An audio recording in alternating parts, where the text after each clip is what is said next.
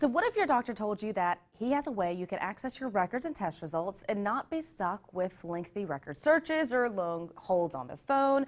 Would you like that? I know I definitely would. So here to tell us about a system being introduced into the area by Erlanger is Dr. Steve Adams. Thanks for joining us. Oh, thank you. Okay, so tell me a little bit more about the MyChart portal, like you were saying, and what it's here to help us with.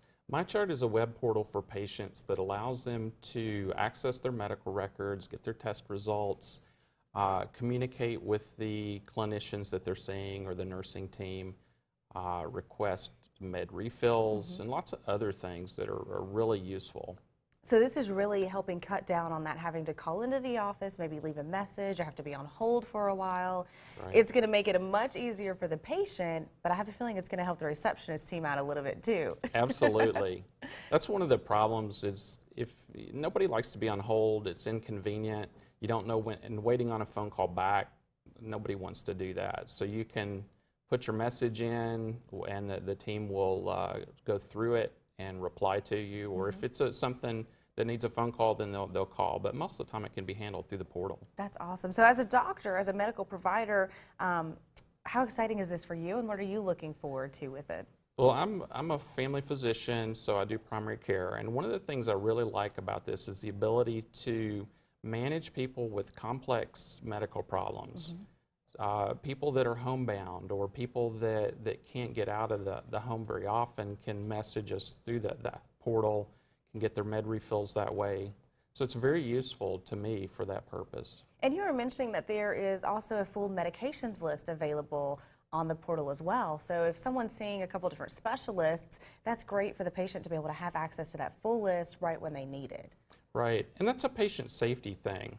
So in our electronic health record, there are cross-checks. So if I try to prescribe a medication that might harm you because of another medicine you're taking, it'll pop up a box in my face and say, do you really want to do that? Wow, that's awesome.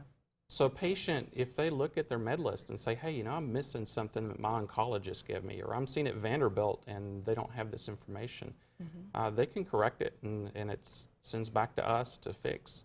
So what other safeguards are in place? A lot of people get a little skeptical about their private information being, you know, online or that type of thing. There are safeguards in place to keep this a very secure portal, though, correct? That's correct.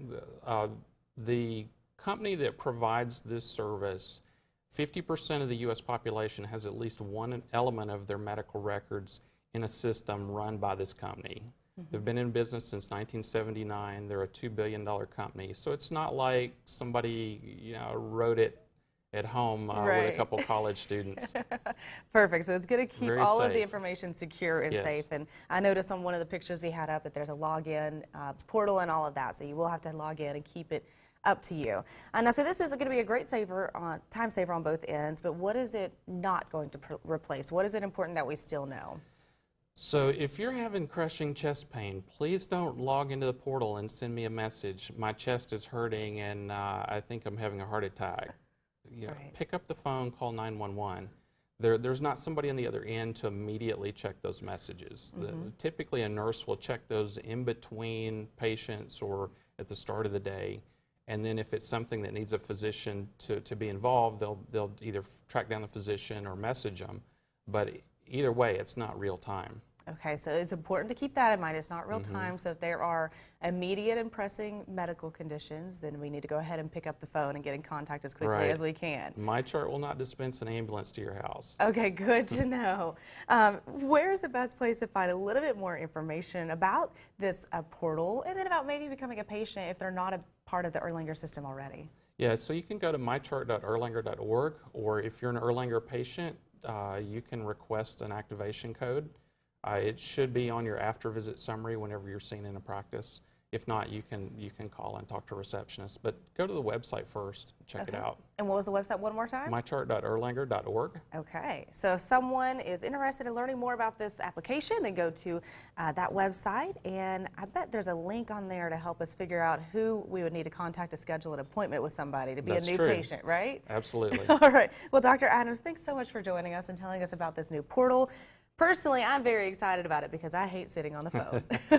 We're looking forward to it, and we're looking forward to what the future will continue to bring as Erlanger stays ahead of the curve. Thank you. All right, we'll see you again soon. And stay with us. We're going to check in with Chip at Pigeon Mountain Trading Company up next.